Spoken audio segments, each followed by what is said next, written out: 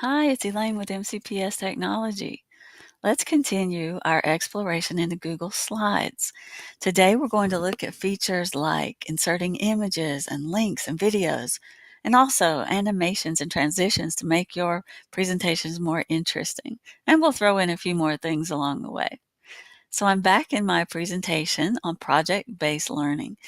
And I'm going to go to the second slide so we can practice putting in an image. I've placed some new text inside my slide, and I'd like to also have an image here. So it's as simple as going up to Insert and then going down to Image. If I hover over that word, much like in Docs, I see that I have several options. I can upload an image from my computer, search the web, my drive, Google Photos, or if I know the URL or web address, I can use that. Let's try searching the web.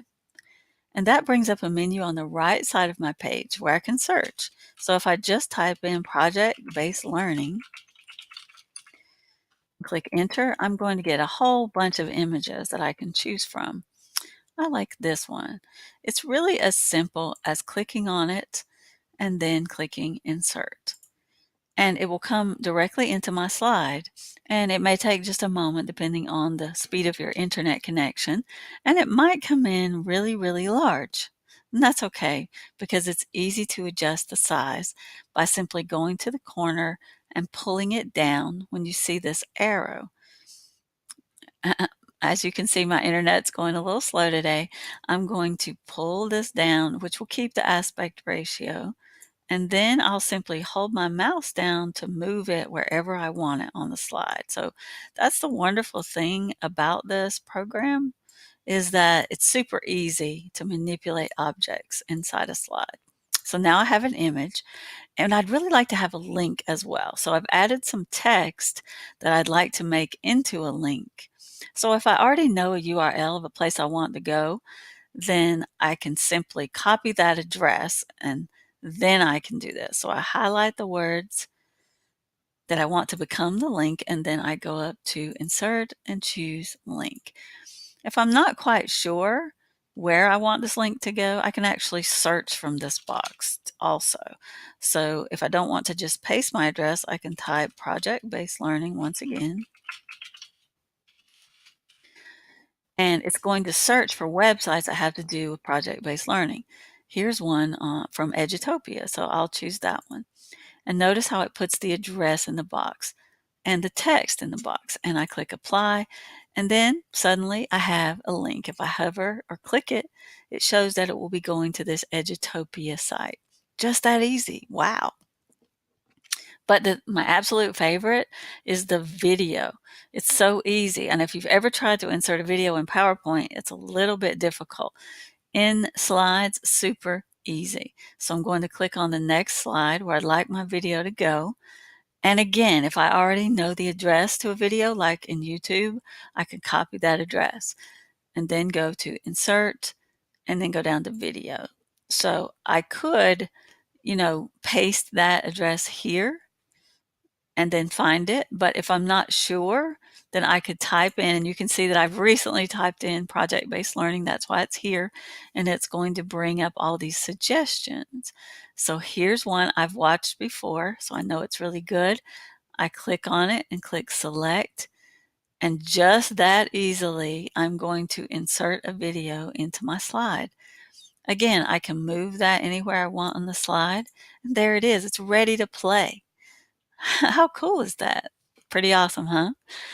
The other thing that I absolutely love, and there's way too many to list the things that I absolutely love, but you can also insert, you can check out on your own all the things that you can insert.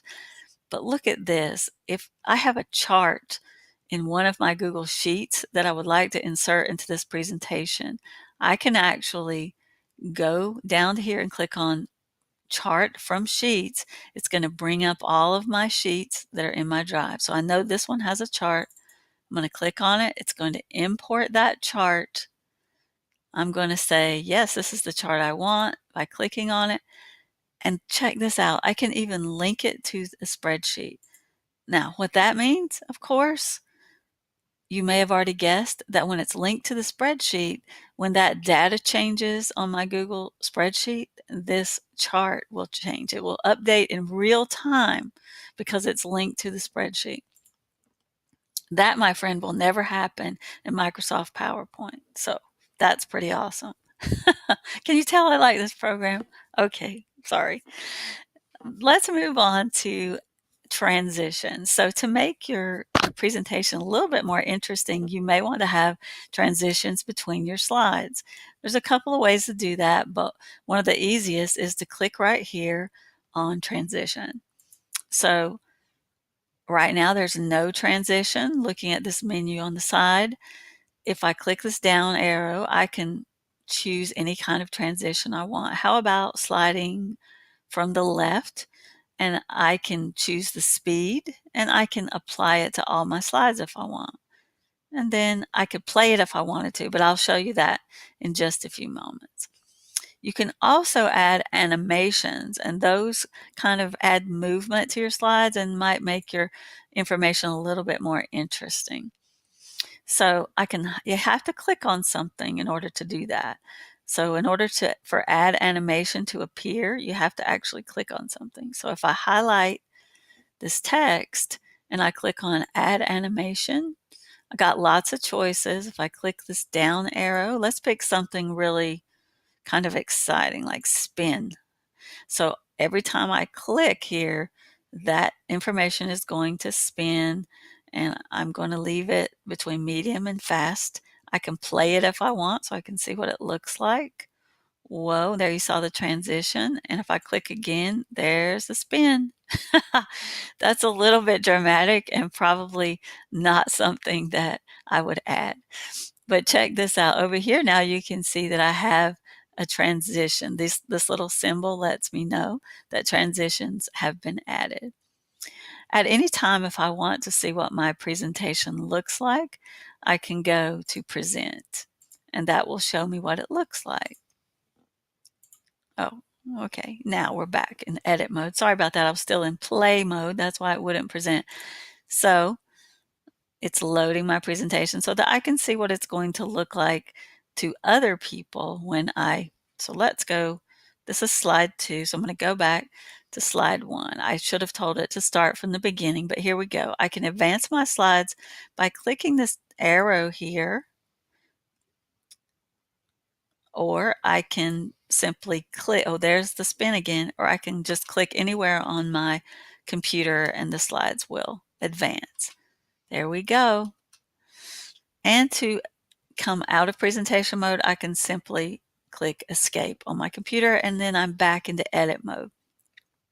It's really super easy to move your slides, and Google has just made that easier. You can move slides here by just sort of dragging them, and this is what we call film strip view, because here you have your slide that you're working on, and down here you can add speaker notes if you want. This is only visible to you, the creator, and then over here of course you have all your slides.